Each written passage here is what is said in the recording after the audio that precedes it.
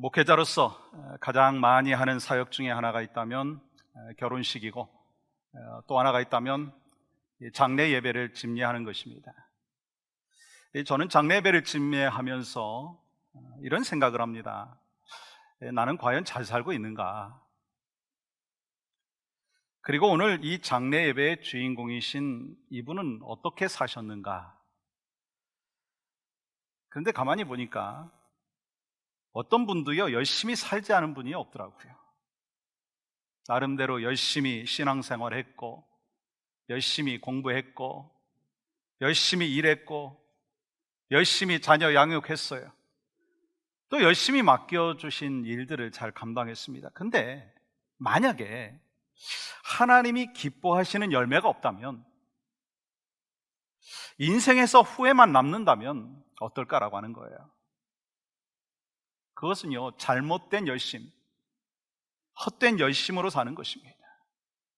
그런 면에서 보면 우리가 얼마나 엉뚱한 일에 열심을 내고 있는가라고 하는 것이 떠올려지지 않습니까? 그러므로 우리의 인생은 열심보다 방향이 더 중요하다라고 하는 사실을 잘 알고 있습니다.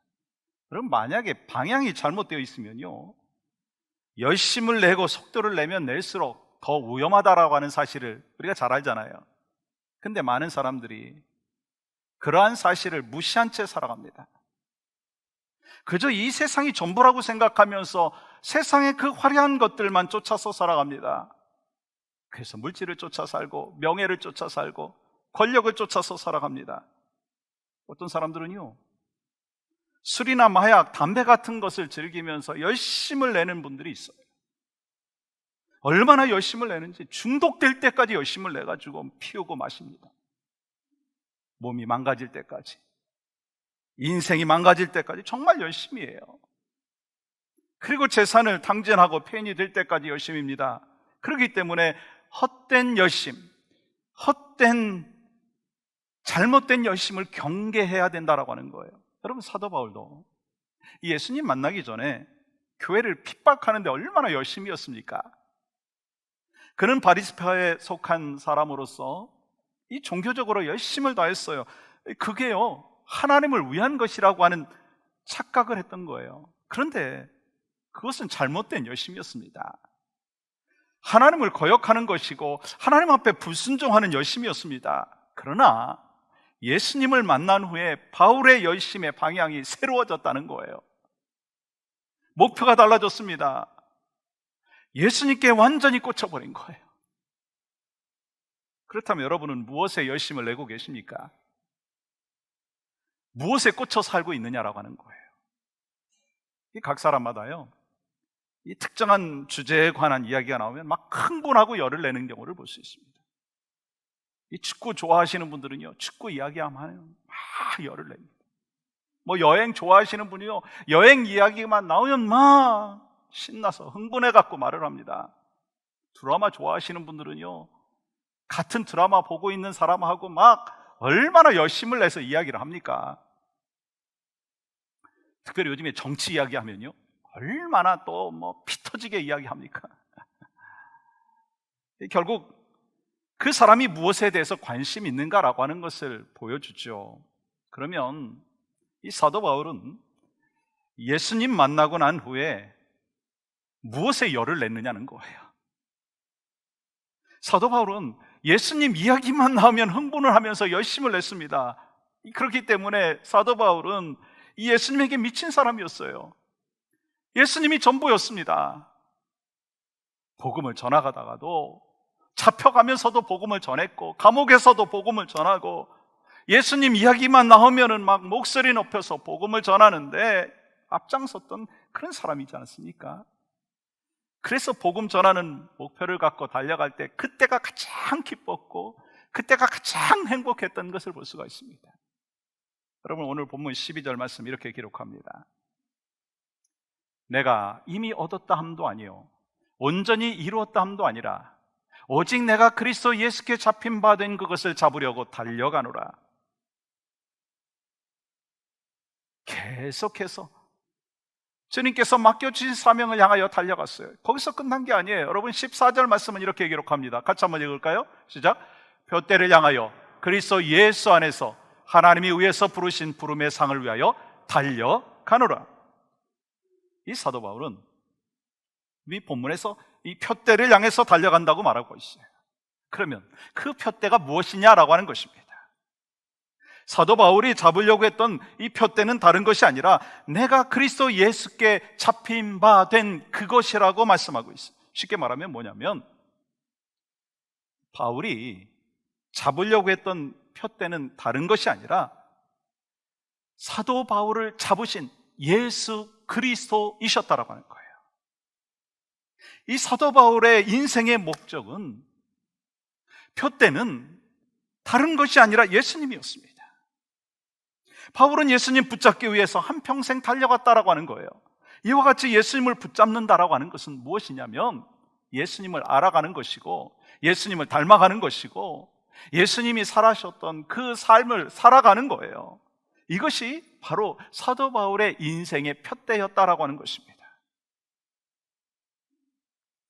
그래서 표대를 놓치지 아니하려고 얼마나 힘쓰고 달려갔는지 모르겠어요.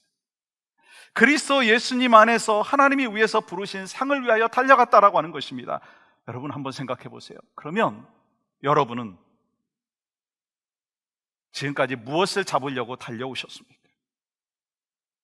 물질인가요? 명예인가요? 권력인가요? 그러나 이와 같은 것들은요, 우리가 추구해야 되는 궁극적인 표대가 아니라고 하는 사실을 우리가 너무나 잘 알고 있습니다. 우리가 간절히 바라는 표대는, 마땅히 기도해야 되는 그 표대는 예수님 본받는 삶을 사는 거예요. 왜요? 하나님께서 우리를 구원하여 주신 그 목적이 무엇이냐라고 하는 거예요. 왜 우리를 하나님의 자녀 삼아 주셨느냐라고 하는 거예요. 그것은요, 표대를 향하여 달려가라고 하는 거예요. 그러면 여러분, 어떻게 표대를 향하여 달려갈 수 있는가? 그 첫 번째는요, 목표가 분명해야 합니다.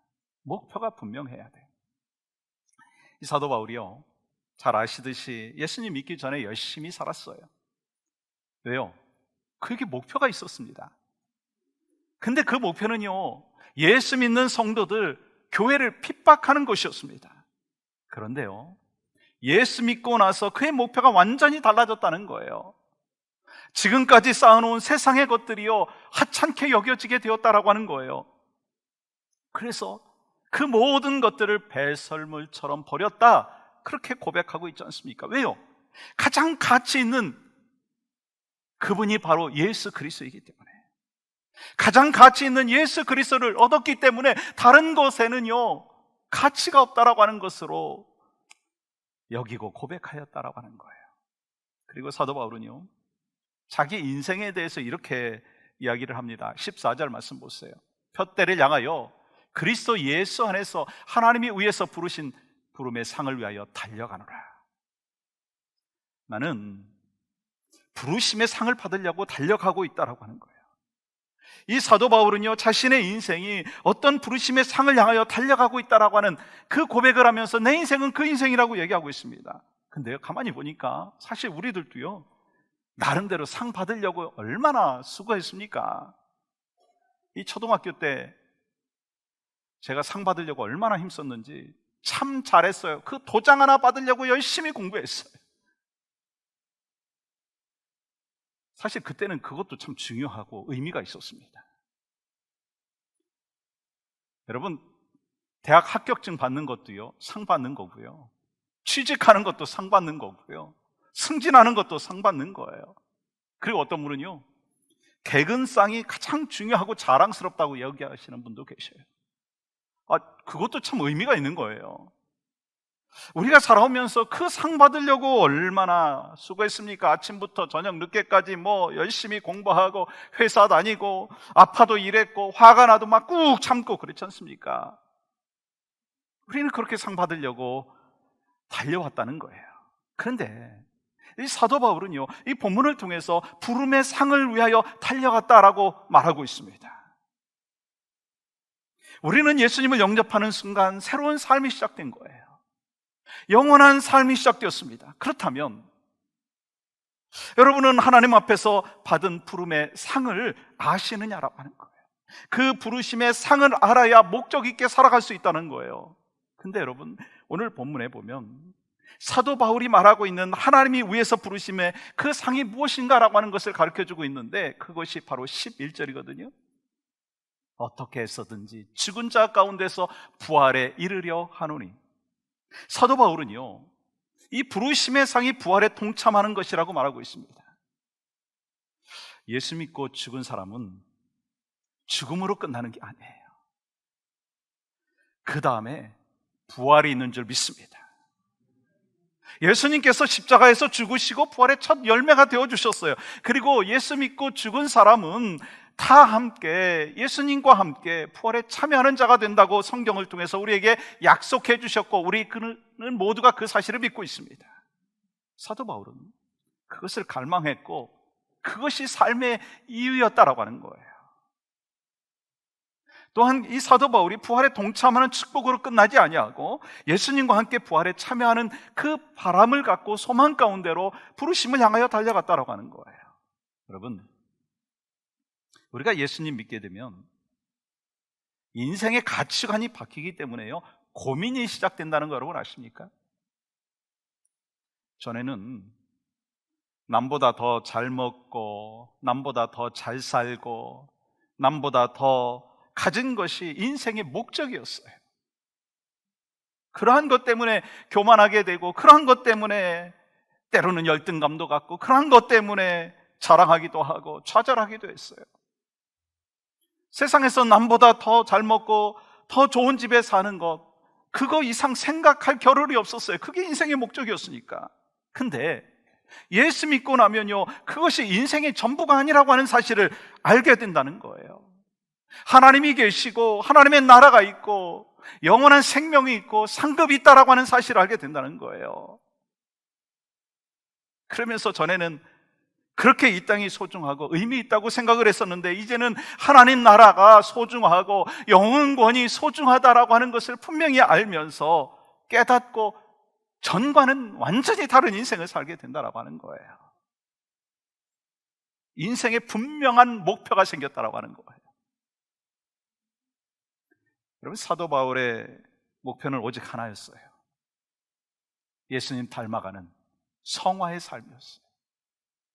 주님을 온전히 닮아서 내가 죽은 자 가운데서 부활을 이루는 것이 목표라고 이야기했습니다. 그래서 열심히 달리고 있는 거예요. 근데 여러분, 목표가 없으면 신앙생활이요, 적당히 합니다. 혹시 여러분 가운데 신앙생활 적당히 하시는 분 계신가요? 그러면 영적으로, 신앙적으로 성장할 수가 없어요. 여러분, 배운 세월만큼 실력을 갖추는 게 있어야 된다는 거예요. 근데 여러분, 신앙생활도 마찬가지인 거 아세요? 여러분, 교회 다니는 것만으로 세워지지 않습니다. 교회 다니는 것만으로 신앙이 성장하지 않아요. 주일 예배 드리면서 말씀을 듣고 찬양하는 것으로만 만족하지 말라라고 하는 거예요. 예배를 통해서, 기도를 통해서, 말씀을 통해서 우리가 훈련받고 그리스도를 알아가고 더욱더 깊이 주님 안에서 살아가는 그 목표가 있어야 된다는 거예요. 그 목표가 있을 때 우리가 성장할 수 있고 하나님 앞에 기쁨을 올려드릴 수 있고 영광을 올려드릴 수 있다라고 하는 것입니다. 18세기 영국과 미국의 대각성 운동을 주도했던 조지 위필드는요, 이 복음 전파에 열정을 바쳐가지고 30년 동안 일주일에 평균 50시간을 수천 명에게 설교하는 데 시간을 썼어요. 이 1770년 어느 바람이 몰려오는 그 겨울이었습니다. 전도 집회를 마치고 이제 보스턴으로 돌아가던 중에 수많은 사람들이 그를 알아보고 이제 몰려드는 거예요. 그러면서 말씀을 좀 전해달라고, 그냥 지나갈 수가 없는 그런 상황이었습니다. 그래서 들판에 임시 강단을 이렇게 마련을 했어요. 그가 강단에 다가가려고 하자 그를 지켜보던 어느 노인이 이렇게 말을 한 거예요. 선생님, 당신은 설교하는 것보다 침대에 가서 눕는 것이 더 필요하겠습니다. 그만큼 조지 위필드가 그 당시에 그렇게 지쳐 있었고 곧 쓰러질 것 같은 병약한 상황이었습니다. 그럼에도 불구하고 조지 위필드는요, 강단에서 눈을 감고 이렇게 기도하기를 시작을 했습니다. 주님, 저는 주님의 일로 피곤하고 지쳐 있기는 하지만 그 일의 실증을 느끼지 않습니다. 제가 아직 할 일이 남아있다면 저로 하여금 다시 한번 들판에 서서 주님의 복음을 말하게 하시고 주님의 진리로 모든 사람의 마음에 안치게 하옵소서. 그 다음에 죽어 본향으로 돌아가게 하옵소서. 그 기도를 마친 후에 혼신의 힘을 다해서 말씀을 전했어요. 그날 그가 전한 메시지는 그의 평생을 통해서 증거했던 그 말씀 중에서 가장 감동 있는 말씀이었다고 그렇게 기록되어 있습니다. 그 피곤한 몸으로 숙소에 돌아와서 그를 만나러 온 그 사람들에게 촛불이 다 탈 때까지 마지막 설교를 하고 잠자리에 들었어요. 그 다음날 주일날 아침이었죠. 사람들이 아침 일찍 일어나서 그를 찾아갔습니다. 근데 그는 이미 평안히 주님의 부르심을 받고 천국으로 떠난 뒤였습니다. 그때 그의 나이는 56세였어요. 그는 짧지만 참으로 멋진 인생 살았어요. 우리는 그가 입버릇처럼 던진 말을 기억해야 합니다. 나는 녹슬어 없어지기보다는 닳아서 없어지기를 원한다.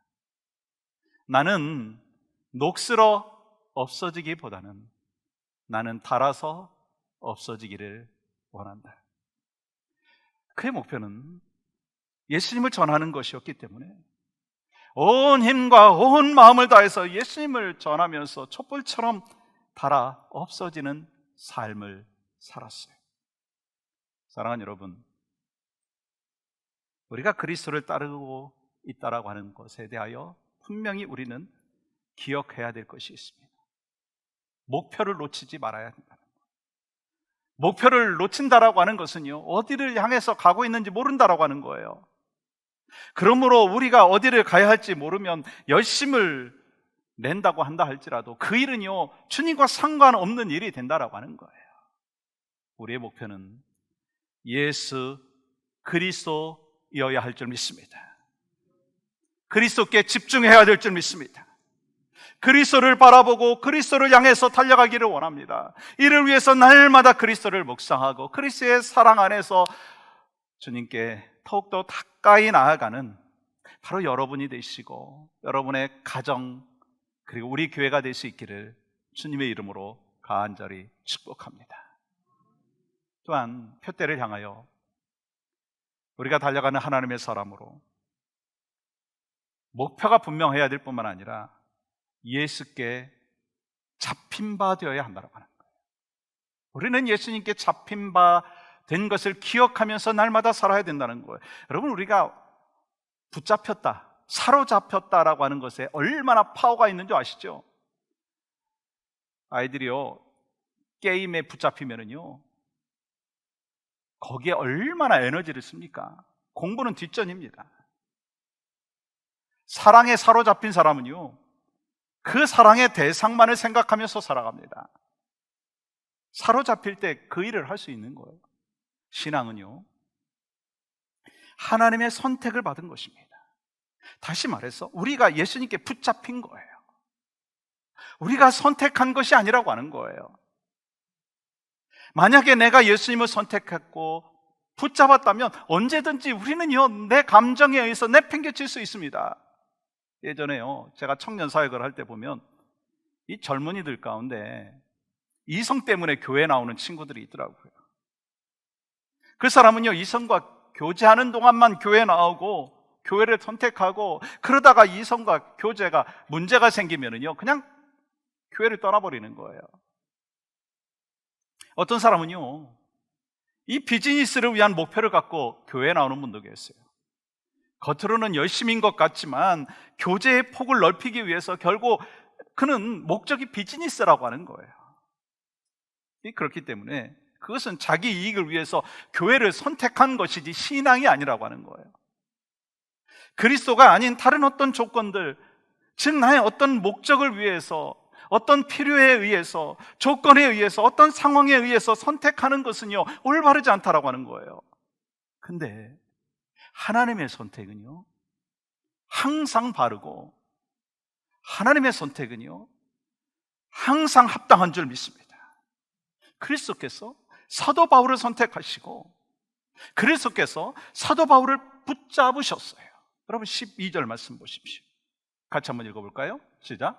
내가 이미 얻었다 함도 아니요 온전히 이루었다 함도 아니라 오직 내가 그리스도 예수께 잡힌 바 된 그것을 잡으려고 달려가노라. 사도 바울은 그리스도에게 사로잡혔다고 말했어요. 그것은요, 이 다메섹 도상에서의 사건을 의미하는 거거든요.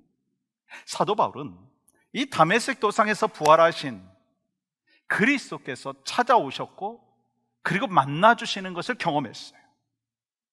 사도 바울은요, 예수님께 잡힌 바 되었기 때문에 부르심의 상을 위하여 달려가는 삶을 살았습니다.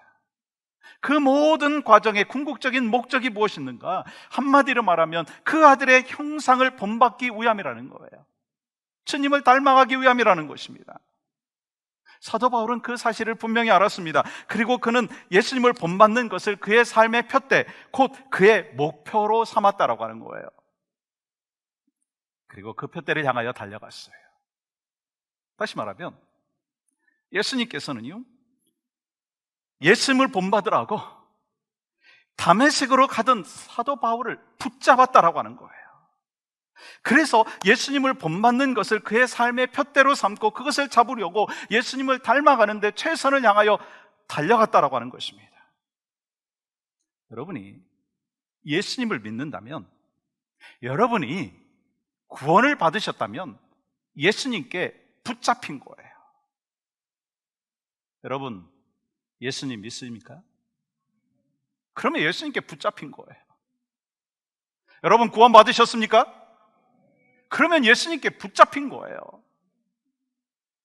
여러분, 히브리서 11장 24절, 25절, 26절 이렇게 기록합니다. 믿음으로 모세는 장성하여 바로의 공주의 아들이라 칭함받기를 거절하고 도리어 하나님의 백성과 함께 고난받기를 잠시 죄악의 낙을 누리는 것보다 더 좋아하고 그리스도를 위하여 받는 수모를 애굽의 모든 보화보다 더 큰 재물로 여겼으니 이는 상주심을 바라봄이라.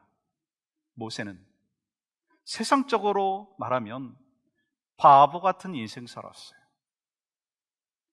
그 당시 애굽의 왕자의 자리를 포기한다라고 하는 것은요, 바보 같은 거예요.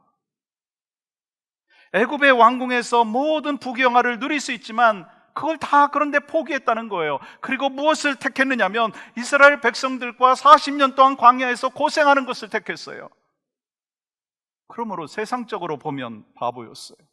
그런데요, 모세는 애굽 왕국에서의 부귀영화와 하나님 나라에서의 받는 상이 비교할 을 알고 있었기 때문에 애굽의 왕궁 생활을 포기하고 광야를 선택했다는 거예요.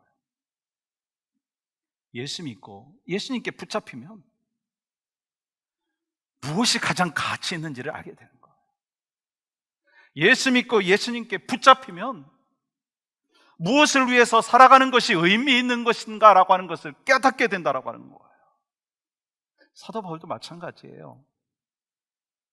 주님 만나기 전에 그는 어부에 불과했습니다. 고기 잡고 또 그 고기 팔아가지고 가족들을 먹여 살리는 어부였어.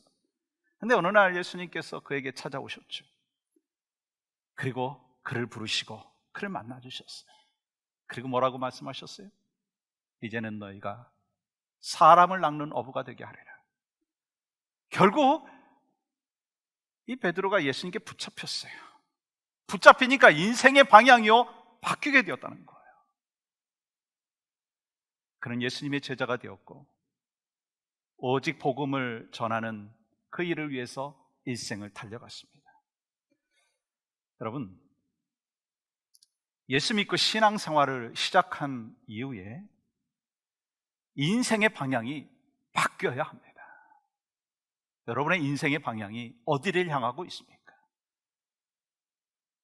수십 년 신앙생활했다라고 하는 거, 그거 자랑할 만하지만 그게 여러분의 인생의 방향을 결정하는 것이 아닙니다. 예수 그리스도를 나의 구주로 영접하고 예수님께 나는 붙잡혔다라고 하는 확신을 갖고 살아가는 사람이 바로 하나님이 원하시는 삶의 모습인 줄 믿습니다. 소망하기는 여러분과 저의 인생의 방향이 예수 그리스도이기를 주님의 이름으로 간절히 축복합니다. 그건요, 우리가 정한 인생이 아니에요. 그 방향이 아니에요. 예수님께 그냥 붙잡힌 거예요. 내가 잡은 것이 아니에요. 예수님께서 붙잡으신 거예요. 나는 붙잡힌 거예요. 그렇기 때문에 우리 모두는요, 예수님께 잡힌 은혜를 누려야 된다는 거예요. 그렇게 살 때 세상이 나를 지배하는 것이 아니라 예수님이 나를 지배하는 사로잡힌 삶을 산다는 거예요. 그래서 예수님께 잡힌 바 되셔서 오직 예수님께서 함께하여 주심으로 인하여 부르심의 상을 향하여 달려가는 그 사람이 바로 여러분과 제가 되기를 원합니다. 우리 모두가 예수님께 붙잡힌 바 되어서 날마다 부르심의 상을 받으려고 달려가는 하나님의 사람, 그것이 바로 주님이 여러분과 저를 향하여 기대하시는 삶인 줄 믿습니다.